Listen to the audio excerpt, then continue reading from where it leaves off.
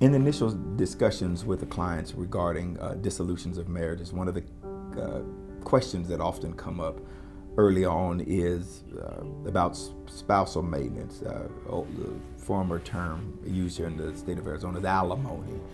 Spousal maintenance, alimony, you can use those terms interchangeably.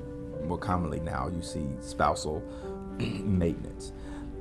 Spousal maintenance is not to be confused with division of property as it relates broadly, as it relates to division of property or community assets, community property.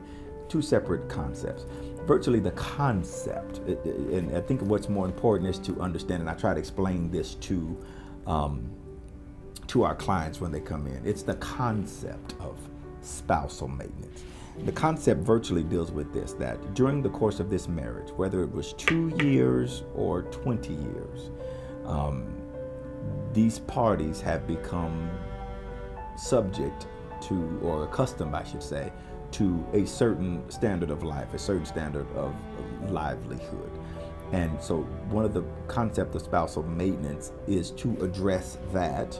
And then also, if there was a party that was I'll use the term non-dominant party in the relationship, or not the breadwinning party. What if the person was a stay-at-home mom or a stay-at-home dad while the other party worked, and they stayed at home while the other party went to school and got a doctorate degree, but they were at home watching the kids or tending to the effects of the house? The court looks at all of these things to determine what does it take to get this party, the non-dominant party, if you will, up to the standard of living that they have become accustomed to for this particular period of time, or to get them to where they can care for themselves.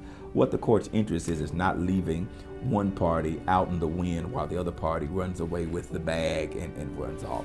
And so that's the concept of spousal maintenance. What is the maintenance that is needed to ensure that this spouse gets to the place where they can care and provide for themselves?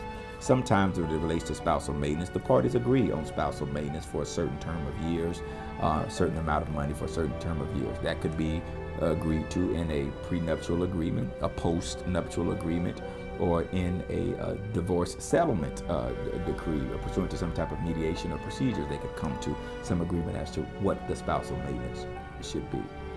If the matter has to come before the court and the court hears it and determines what the spousal maintenance will be, again, the court will look at several factors, again, similar to those and others that I just mentioned to you. You know, how long the term of the marriage was, what the financial disparity of the parties, who's the dominant party, who's the less dominant party, what it will take. Sometimes there's a vocational rehabilitation assessment that is given to determine what the spousal maintenance needs to be.